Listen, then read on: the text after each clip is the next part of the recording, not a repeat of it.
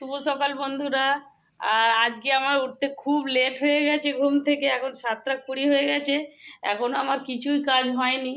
তো ছোটো বাবু আজকে ঘুম থেকে উঠে গেছে তাড়াতাড়ি, কিভাবে আমি রান্না বান্না করবো সেই আমি ভাবছি। তো চলুন বন্ধুরা আপনাদেরকে দেখিয়ে দিই আজকের আমি কি কি রান্না করছি।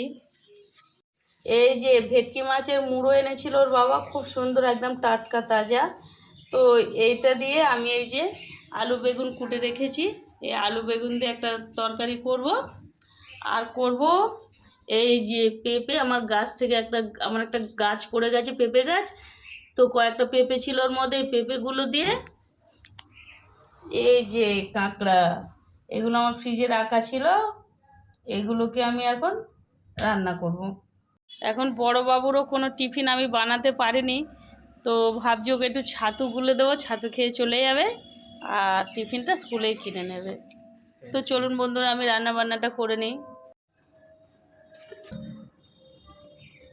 নিলাম